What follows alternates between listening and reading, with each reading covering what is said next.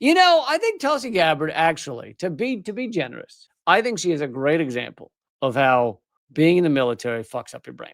Because clearly, it's happened to her, and it can happen to anyone. Really not good for people. Of peace and prosperity, and doing so through a very... She's talking about how Trump is going to bring in peace and prosperity. I mean, I'll talk about this more later, but we've already seen it, right? Just endless peace brought by Trump. Very principled realism rooted in shared goals, interests, and values. The old Washington way of thinking is something we hope is in the rearview mirror and something that has held us back for too long. For decades, our foreign policy has been trapped in a counterproductive and endless cycle of regime change or nation building. It was a one-size-fits-all approach. Regime change and nation building. We don't do that anymore, right, folks? There's no regime change and nation building going on under the Trump administration.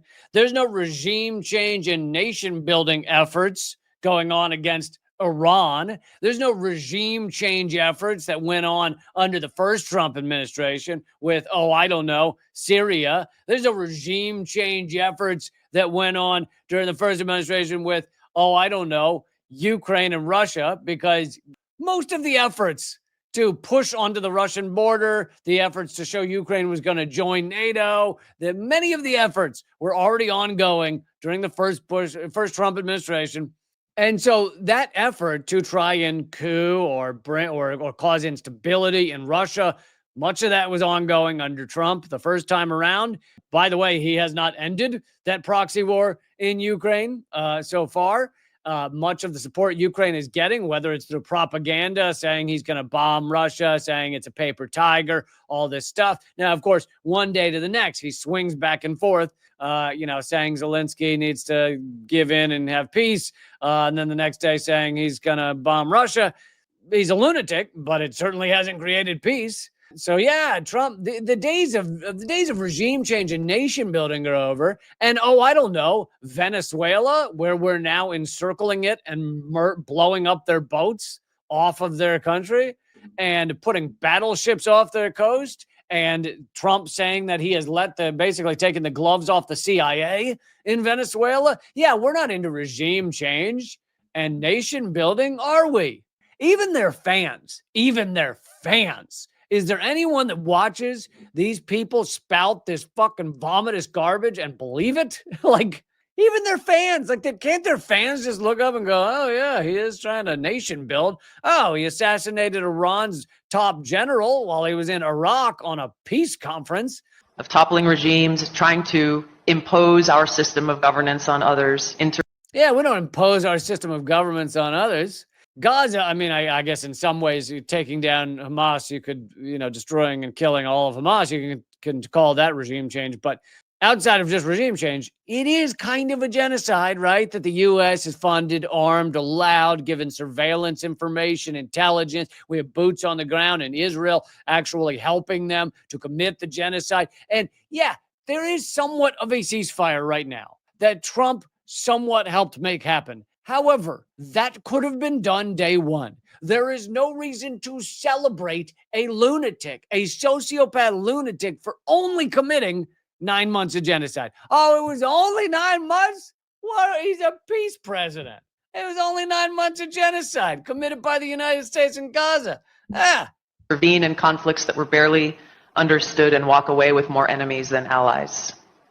The results, trillions spent, countless lives lost, and in many cases, a creation of greater security threats. What wars or invasions is she referencing when she says that kind of thing, just to go in recent years? Well, she's probably referring to Afghanistan. She's probably referring to Iraq. She's probably referring to Libya, these regime change, nation building efforts. But the truth is that the lunatics that are in power now and the lunatics that were in power under Biden, they all appreciated those things because they got what they wanted. The U.S. empire got most, not all, but most of what they wanted. They took out a actual stable country called Iraq. They destroyed it. They killed 1 million people, most of them innocent. most of them not even connected to Iraqi military or anything.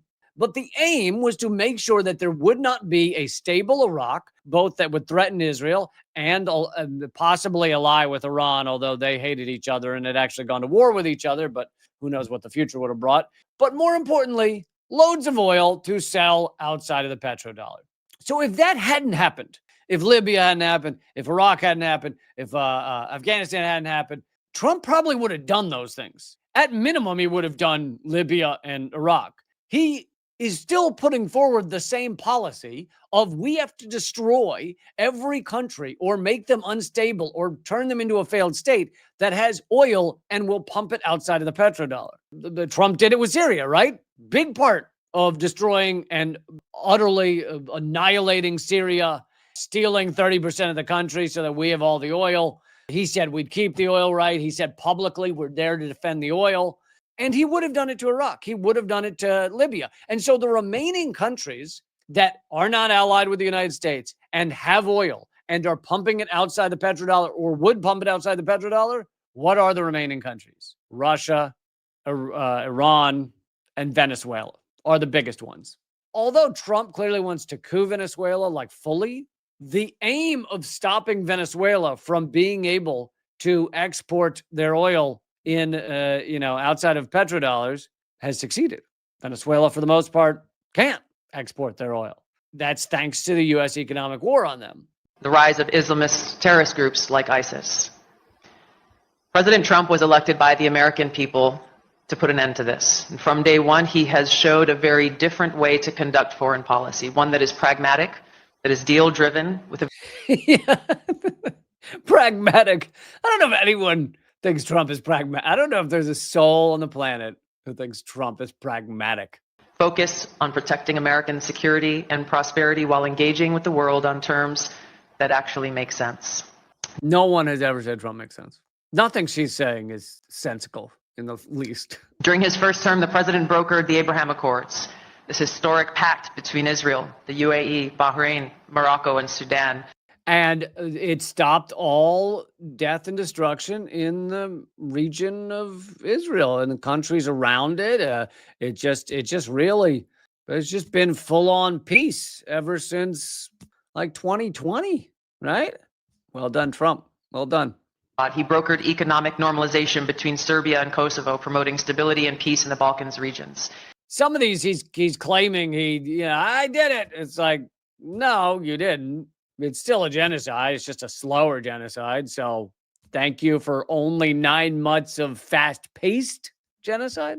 In decades, he secured ceasefires between India and Pakistan, Israel and Iran, a peace agreement between Rwanda and the DRC, a peace deal between Armenia and Azerbaijan.